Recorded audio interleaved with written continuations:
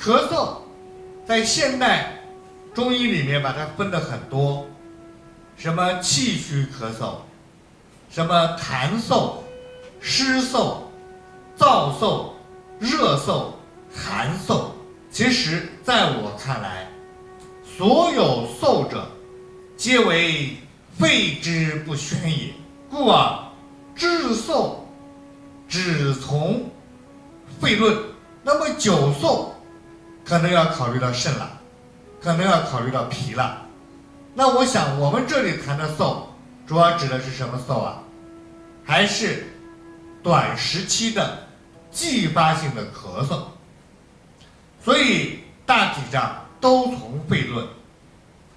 如若发现在发热过程中出现了嗽的情况，如果是积食所引起的发烧咳嗽，这个咳嗽治不治啊？不用治，直接治积食就好了。如果是外感寒邪湿邪引起的咳嗽，咳嗽用不用治啊？不用治。为什么？表解嗽即止。那么有极个别的，热也退了，寒也退了，积食也没有了，他就咳嗽，怎么办？那就专门治咳嗽。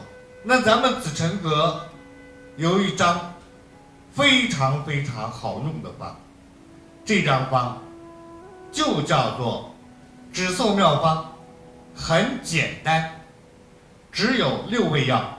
第一味茯苓，第二味陈皮，第三位半夏。这是什么方？正确。接下来第4位苏子，第5位化橘红，第6位厚朴。这是什么方？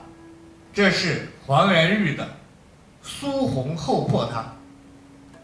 这2张方合到一起就是一张止嗽方。不管你热嗽、冷嗽、痰嗽，什么嗽，大家想想这张方里面含全了没有？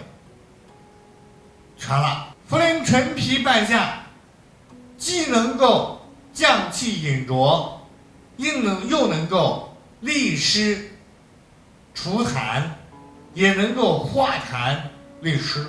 苏子、橘红、厚朴降气宣肺，引气下行，皆可治之。比例呢？没比例，什么比例都可以，1比1没问题，根据临床而定。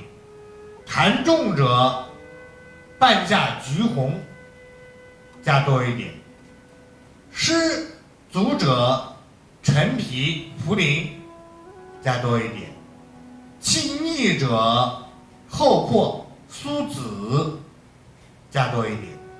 那么如果在基础上还有一点轻微的表症，再加一味杏仁，